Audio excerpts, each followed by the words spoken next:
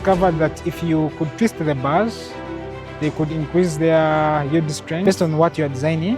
So we have different diameters of the bars. Then with rings,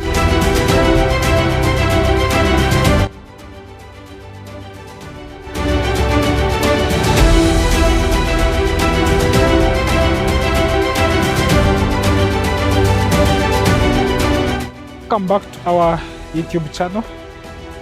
This is Sime. Once again, today I want to share some knowledge about building materials. We say that we have different material science lessons so that our clients and our followers can understand more about materials. So they want to handle some topic of bars that are used in construction.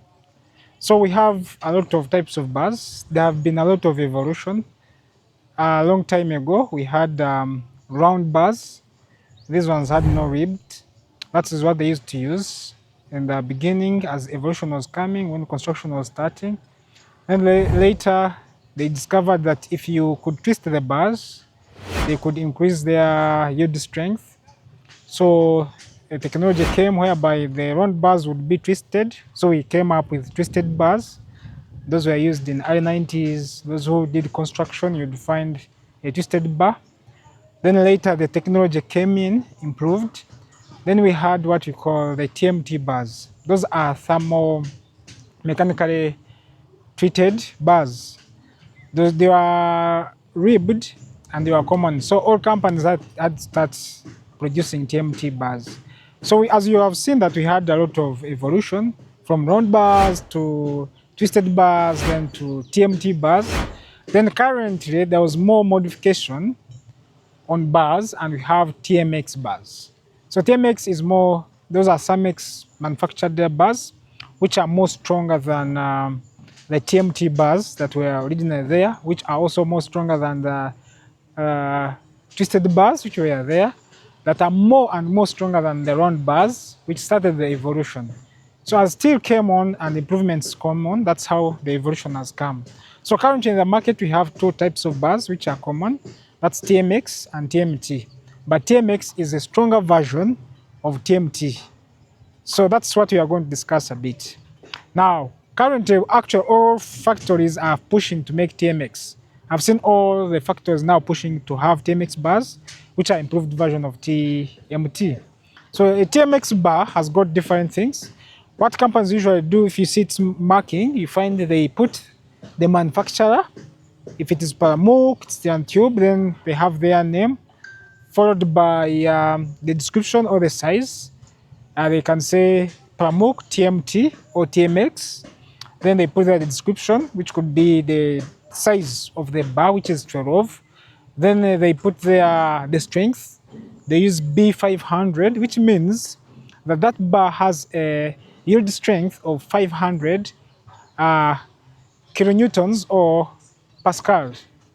That is the maximum strength, and that strength is obtained from BS 4449, which is a recommendation that if you are going to use steel, it should have at least a good strength of 500. When you're using programs in design like TEDS and other programs like Protostructures, they ask us for the strength of steel. And usually TEDS recommends us, or those programs recommend us to have steel which is at least 500 kilonewtons as their strength.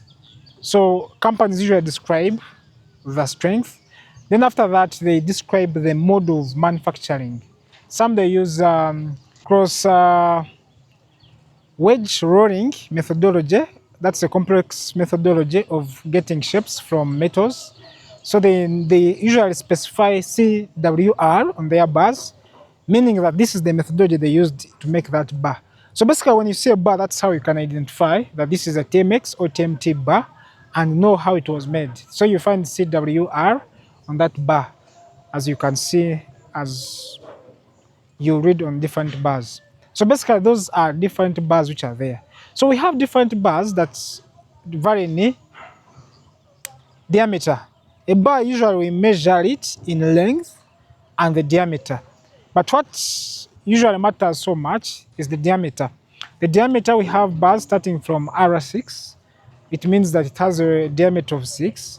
Then we have got R7. I've seen those small rings of 7. That's a diameter of 7 millimeter.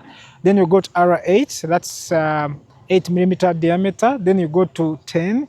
They usually go into, apart from those low ones, others go into at least they are divisible by 2.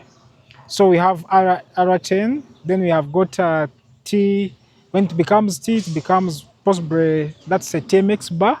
The R, that's round, it means round bars. But still below, you can have now the T's. They have started producing them. You can have a T8, that means that it's a TMX, diameter 8.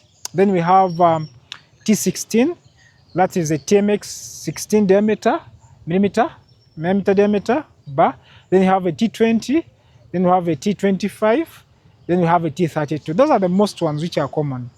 But other companies in East Africa, others produce based on what you require. They could produce the diameter you want when you make a special order based on what you are designing. So we have different diameters of the bars. Then with rings, it is determined by what the company gives as a standard. Most companies give 12 meters as their standard length, much as you could go and order longer bars or shorter bars based on the purpose you want. And for them, they will cut for you what you want. So the length also varies based on the purpose, but there's a standard they usually give for market, that's usually 12 meters. So that's what happens, or what is usually in the market of understanding the steel bars we use in construction, especially high bars or high tall buildings.